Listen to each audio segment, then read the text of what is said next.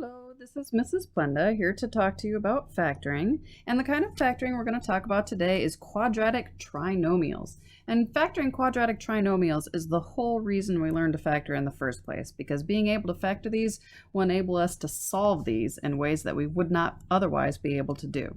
So, in order to factor quadratic trinomials, we need a couple of things. First of all, we need our skills that we already have for factoring polynomials of 4 terms.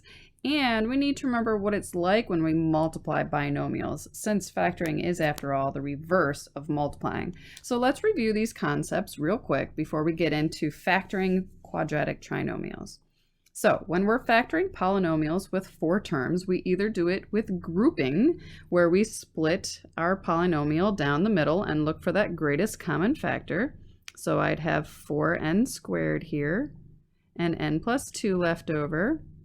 -5 on the right side, and again n plus 2 left over, so that I can factor this with that common binomial factor, that n plus 2, and the leftover pieces, 4n squared minus 5, right? So we factor by grouping, or we can factor using the box, where I take those 4 terms, I drop them into a box where I've got 4 spaces, and I'm looking for those common factors, just like I was when I was grouping. So that common factor piece is still super important. So if you are still struggling with common factors, that is definitely something that I could recommend a couple of different games or exercises that you could do to help you out with this piece, right? But you notice it doesn't matter which way we end up factoring these, we're going to get the same factors in the end either way. Right? N plus 2 and 4n squared minus 5. Okay, so we can factor our polynomials with 4 terms. We're good with that now, we're pro.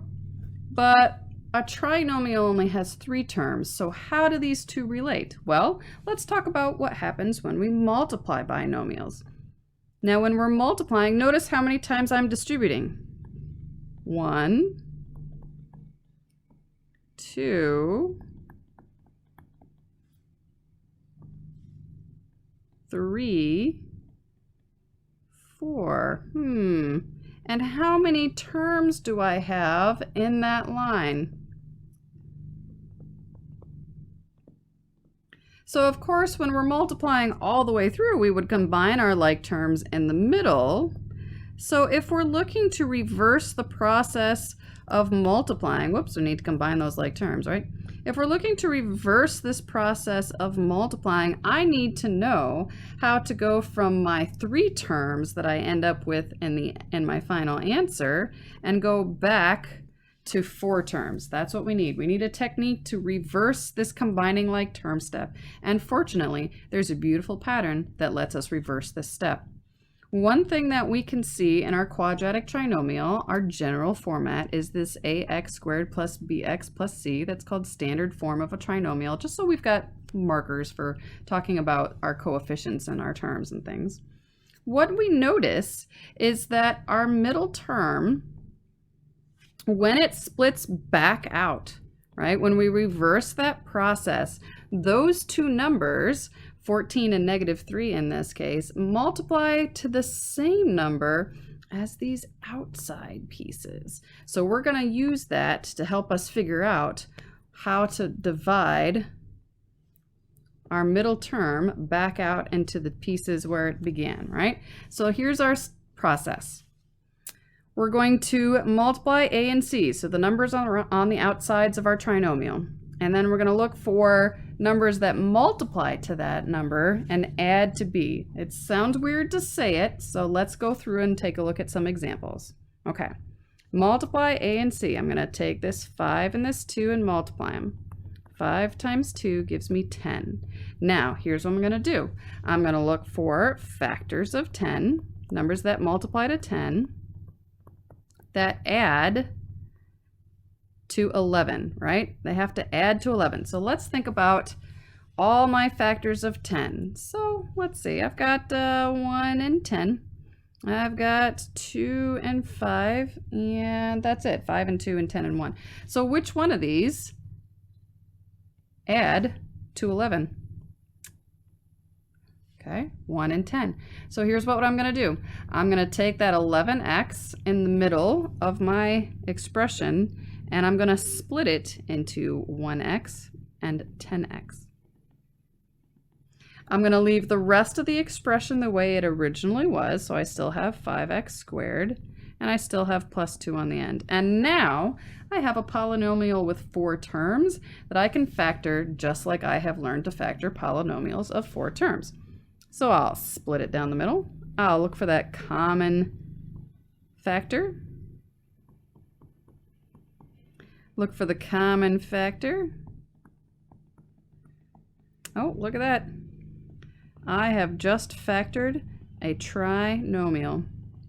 All we have to do is figure out how to split that middle term back out into the like terms that it started as, and then I've got 4 pieces to factor, just like I would any 4-term polynomial. Let's take a look at our second one and do the same thing again. So I need to take my outside numbers and multiply them. So 3 times 8 gives me 24. So now I'm looking for factors of 24 that add to 11. So let's think about my factors of 24. I've got 1 and 24. I've got 2 and 12. I've got 3 and 8. I've got 4 and 6. All right, which one of these add to 11? There we go right there. There's our winner chicken dinner, 3 and 8. So I'm going to take this 11m in the middle and I'm going to split it into 3m and 8m. See how it still holds its initial value? So I'm not actually changing my equation. I'm just rewriting that middle term. And now that I've got 4 terms, I can factor it however I want to. I could group it by splitting it down the middle. I'm going to go ahead and box this one since I grouped my last one, which means I'm going to take my 4 terms and drop them inside my box.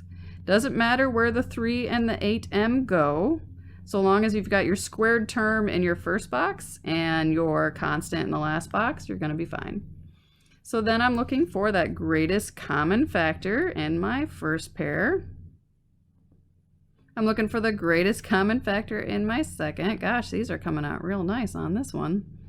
And then I need to write my leftover pieces across the top. And look at that, we are all factored. And again, remember your box, you can double check to make sure that everything is multiplying the way that it should, okay? So I've got that 3m plus 8 as one factor, and I've got m plus 1 as my second factor. And that's all we have to do. We can now factor trinomials. We just have to add this step where we split this middle term into 2 pieces, okay? So if you're not great at finding factors, that might be something that you need to practice. Practice your multiplication tables. It'll help you out. So let's take a look at what happens when our numbers that we're looking for start to involve negative signs, okay? Fortunately, our process is still going to be the same. I'm going to multiply my first number and my last number, which in this case is just 1 times 24.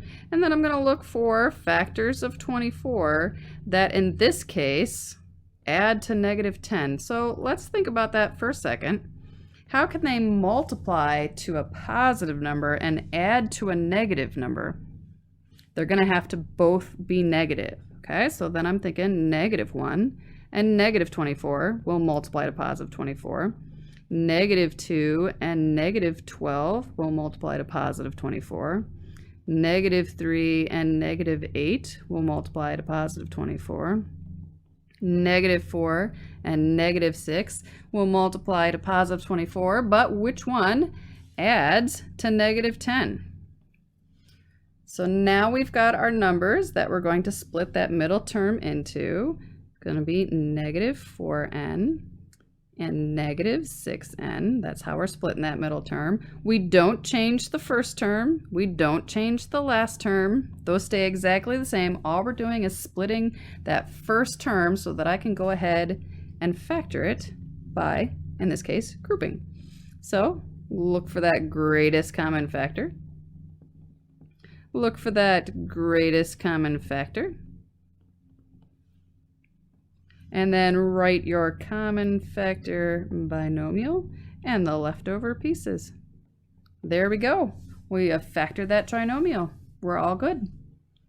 Let's take a look at the next one. This one's got a lot of negative signs.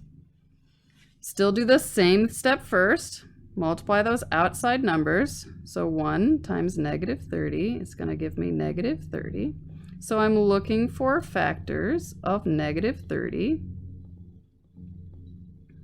that add to a negative. So if they multiply to a negative number, only one of them will be negative. And since they're adding to a negative number, that tells me the larger number is going to be the negative one. So when I start listing these factors, I'm going to make the bigger one the negative number, because that is how I add, that's how I get a negative when I add these together, right? All right, do we see any other factors there for, oh, yep, we got one more. Here we go. Can't forget this one, because that's the one that adds to that negative one in the middle that we're looking for. Okay, so now I'm going to rewrite with this negative x in the middle, so the first term stays the same. This middle one is going to change into positive 5x and negative 6x, right? We're splitting that middle term into those two new pieces, and the last term stays exactly as it was. Okay, we're just uncombining those like terms. We're reversing that step because factoring is the opposite, the inverse process of multiplying. So if I would combine the like terms when I multiply, I uncombine them when I factor. I'm going to go ahead and drop these into my box. And then I'm going to look for my greatest common factors across each row. So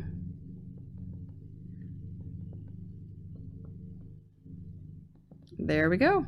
I've got x minus 6 and x plus 5. We have factored our trinomial.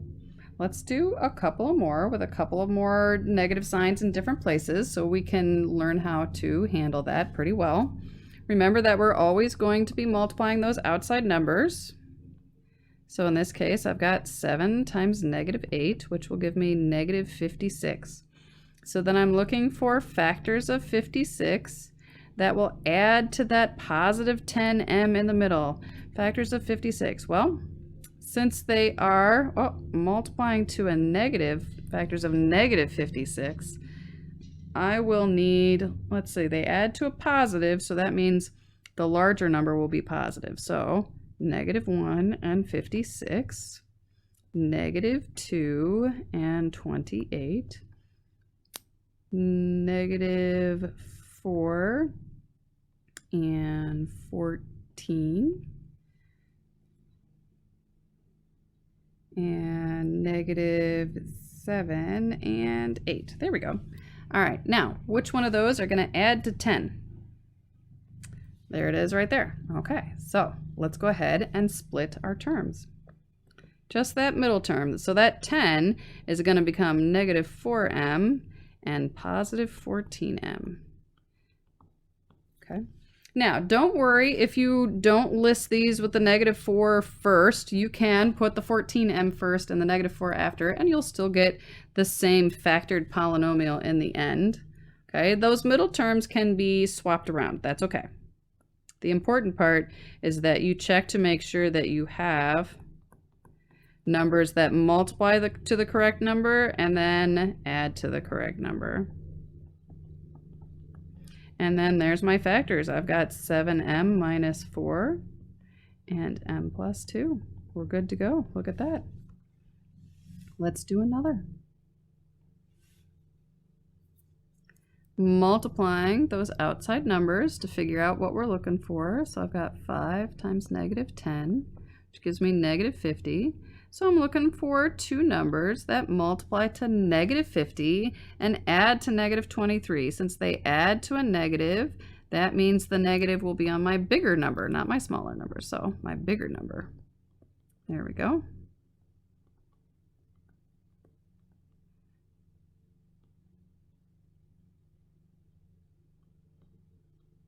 All right, which ones of those will add to negative 23? Winner, winner, chicken dinner. All right, let's go ahead and split our trinomial up into 4 pieces. So then we've got plus 2x minus 25x and our minus 10 that we started with. There we go. I'm going to go ahead and box this guy up because I grouped my last one. So here's my 5x squared, 2x, negative 25x, and negative 10. Looking for that greatest common factor in my first row and my second row. Then looking for, if I take the x out of here, what's left? Does that work? If I take the x off of here, what's left? Does that work?